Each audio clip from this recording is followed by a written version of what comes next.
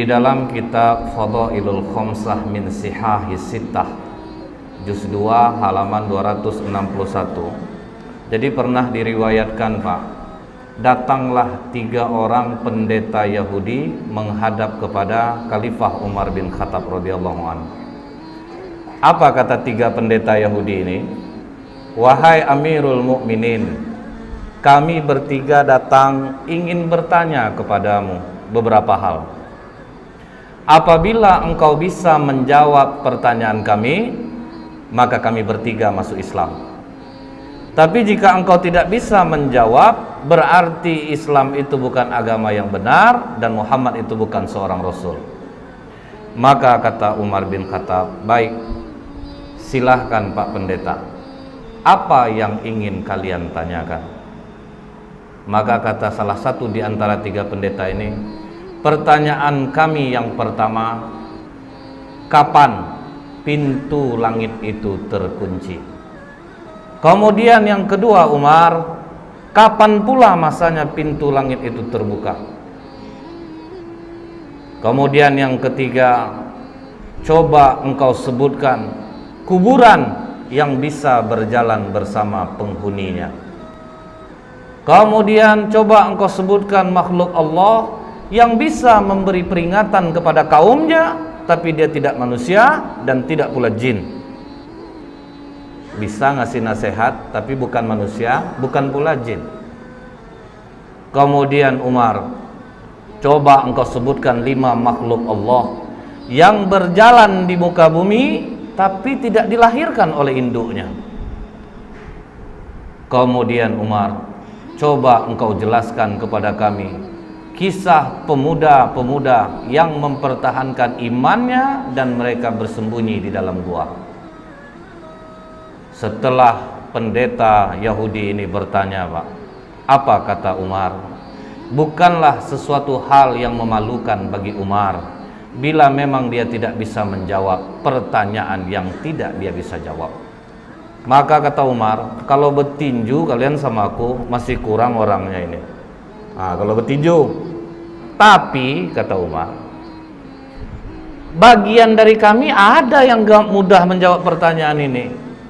Kalau memang ada ya sudah, ajukan saja. Dipanggil oleh Umar, Salman.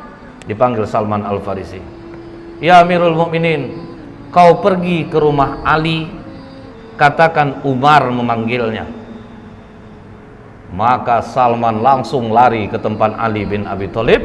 Wahai Ali, Umar memanggilmu. Ada 3 orang pendeta Yahudi mendebatnya. Maka Ali melupakan segala perbedaannya dengan Umar. Nah, Ali begitu Umar memanggilnya, dalam riwayat ini disebutkan dia ambil burdahnya, dia sandang selendangnya, dia pergi ke tempat Umar bin Khattab yang waktu itu masih duduk 3 orang pendeta ini. Ada apa Amirul Mukminin? Ini Ali. 3 pendeta ini mempertanyakan beberapa hal. Kalau bisa dijawab, mereka masuk Islam.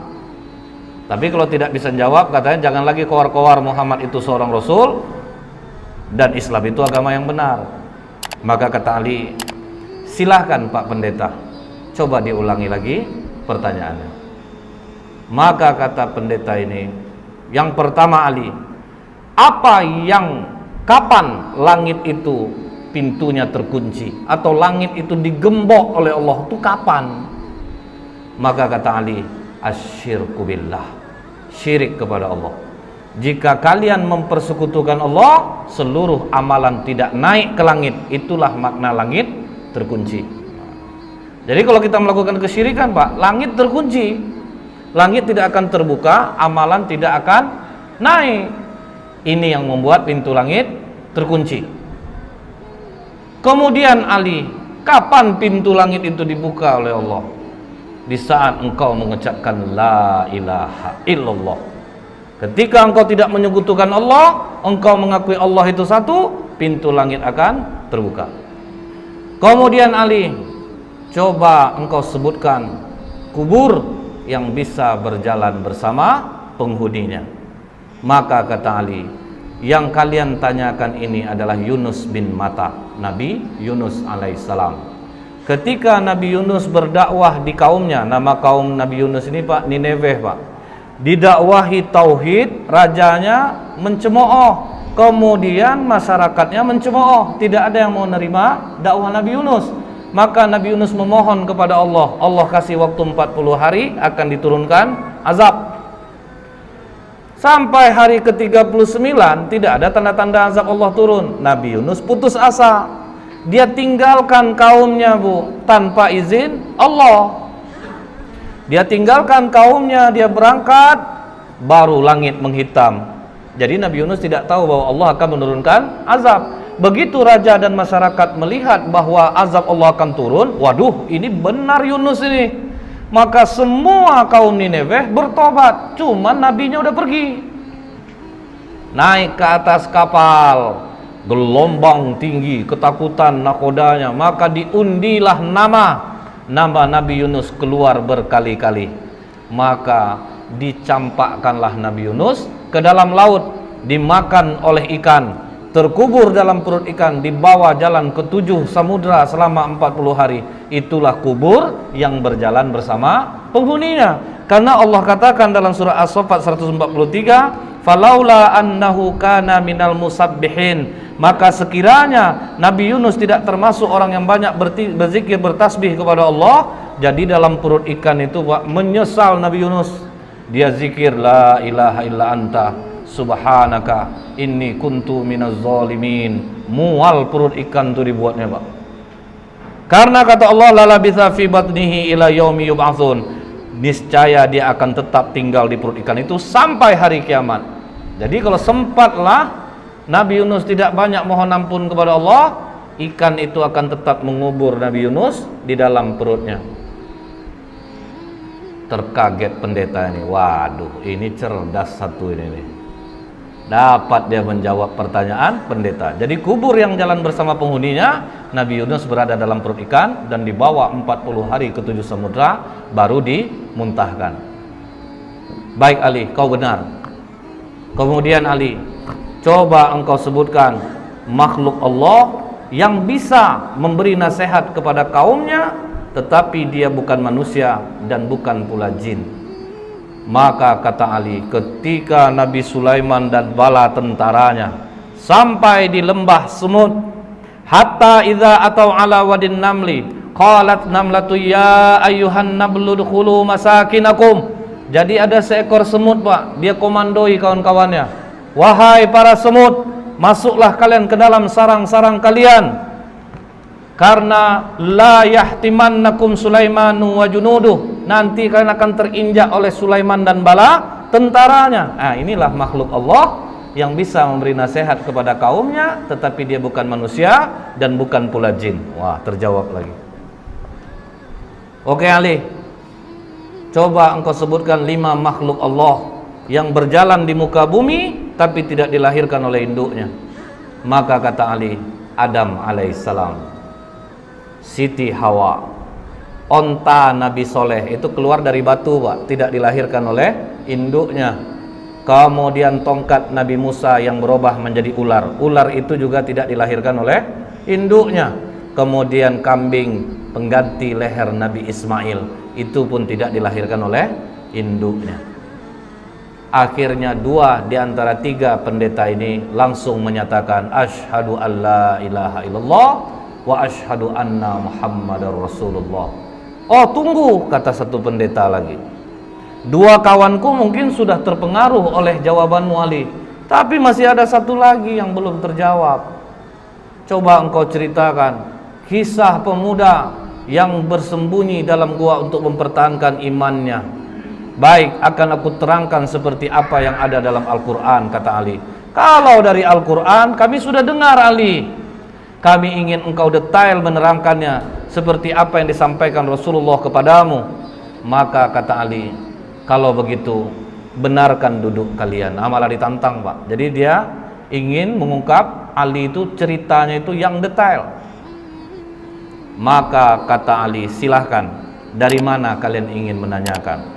Baik Ali, di mana peristiwa itu terjadi? Maka kata Ali, di kota Apesus atau Tarses Pak, antara Turki, Yordan.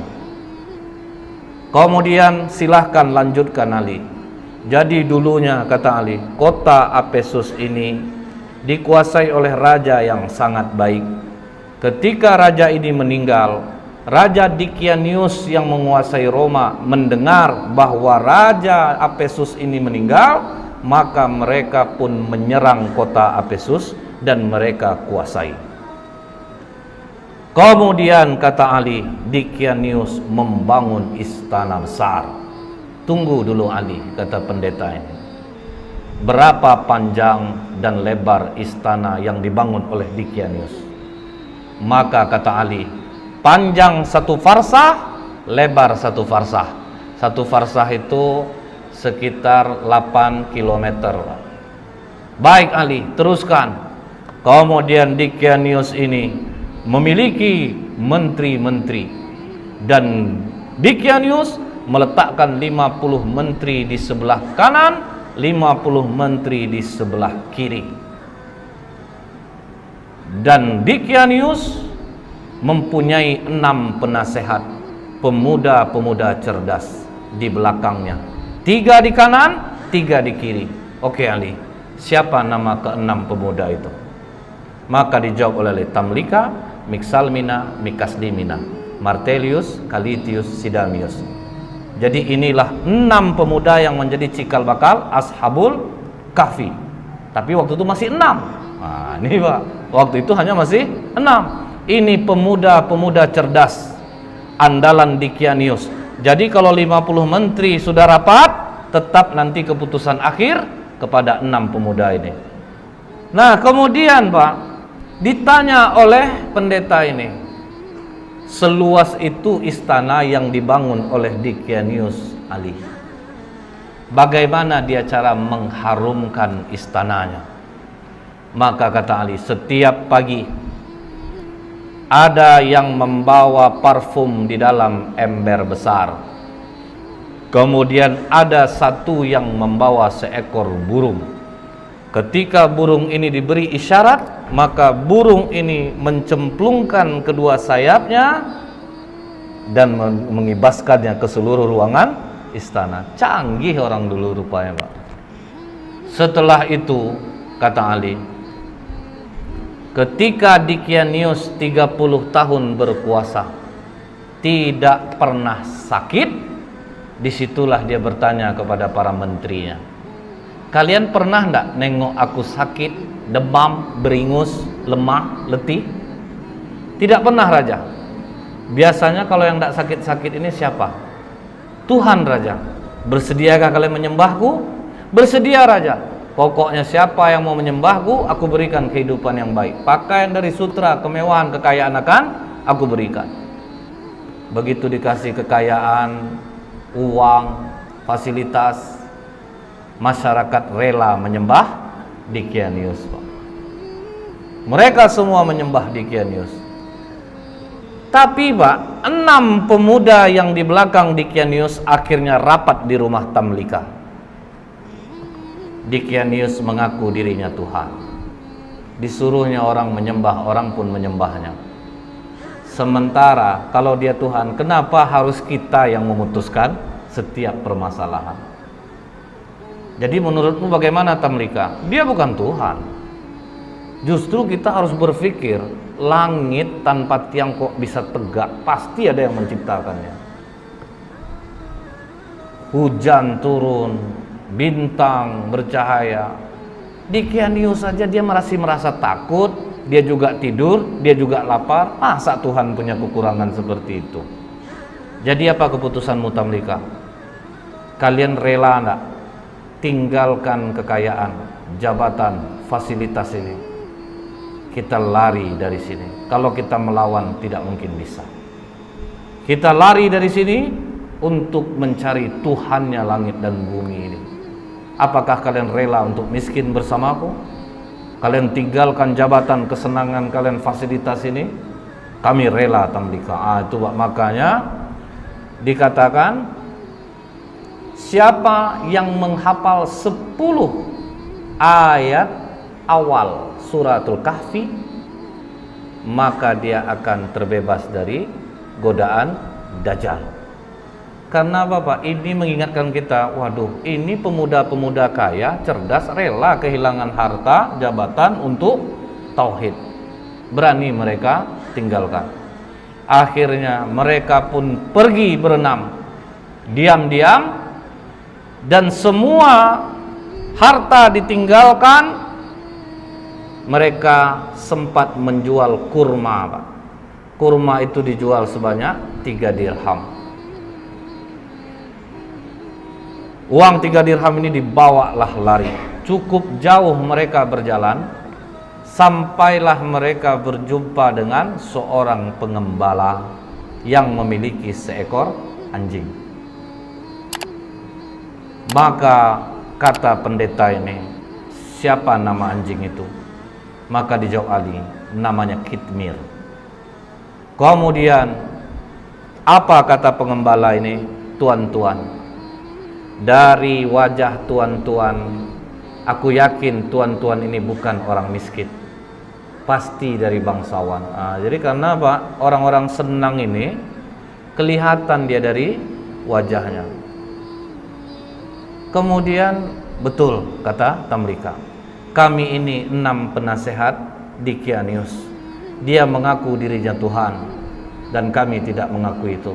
Makanya kami meninggalkan kerajaan. Kami tinggalkan semua pangkat jabatan kami. Karena tidak pernah kami berjalan seperti ini. Lihat, kaki pun sudah luka-luka, Pak. Orang manja jalan berkilo-kilo, habis kaki luka. Apa kata pengembala ini? Tenang tuan-tuan, aku mengetahui tempat persembunyian yang baik. Izinkan aku beserta kalian. Makanya jadi 7 dengan pengembala ini. Dikembalikannya lah gembalaan dia kepada tuannya, maka dia dan anjingnya ikutlah pemuda-pemuda kepercayaan raja tadi. Kemana mereka dibawa Ali? Dijawab oleh Ali, ke Bukit Nablus yang di bawahnya ada gua yang namanya Khemar. Maka begitu mereka mau masuk gua tersebut, sempat mereka mandi di mulut gua. Jadi mulut gua itu ada air terjunnya, Pak. Jadi memang susah untuk diketahui orang. Sempat mereka mandi, masuk ke dalam, duduk, golek sana, golek sini, golek sana, sampai terang hari. Hari sudah pagi. Kita lapar. Siapa yang akan mencari makanan? Makanan hanya ada di tempat kerajaan. Berarti sangat jauh kita pergi berjalan ini. Siapa yang mau pergi? Karena Tamlika ketua rombongan. Biar aku yang ke sana. Hati-hati Tamlika, jangan sampai engkau tertangkap Dicanius. Begitu Tamlika keluar dari mulut gua, sudah mulai terkejut dia, Pak, karena air terjunnya sudah tidak ada. Tapi terus dia bawa uang 3 dirham ini, jalan terus sampai di gerbang kota. Mulai heran dia, Pak, kenapa berbeda betul kota ini? Apa aku salah masuk? Akhirnya masuk dia di tempat orang menjual roti. Begitu sampai di tempat orang jual roti, ditanya harga roti berapa? 1 dirham. Dia kasih uang dirhamnya. Begitu dia memberi uang dirhamnya, langsung ditahan tangannya oleh penjual roti. Kau menemukan barang kuno ya? Tidak, itu uang biasa. Uang aku hasil dari menjual kurma kemarin. Jangan bohong. Raja Abdurrahman hanya mengambil 5% dari barang kuno yang ditemukan. Tambah kaget Tamlika, Pak. Loh, nama rajanya kok beda? Bukankah raja di sini Dicanius? Oh, engkau telah menyebutkan nama raja zolim yang mati ratusan tahun yang dulu. Wah, tambah kacau Tamlika. Pokoknya kau harus menghadap kepada raja. Bingung juga dia, Pak. Oke, kita menghadap kepada raja. Begitu sampai di kerajaan, alangkah kagetnya Tamlika, ternyata rajanya memang tidak Dicanius. Dikatakan oleh tukang roti ini, Raja, ini orang membeli roti kepadaku dengan menggunakan uang kuno. Jadi makanya aku bawa dia kemari. Tapi ini uang aku kemarin, Raja, bukan uang kuno. Sudahlah, kata raja.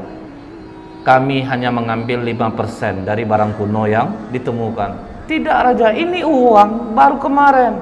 Sudahlah, jangan berkelit, kata raja. Aku tinggal di sini raja. Disebutkannya lah nama-nama orang yang dia kenal, Pak. Apa kata raja? Sepertinya pikiranmu mulai terganggu.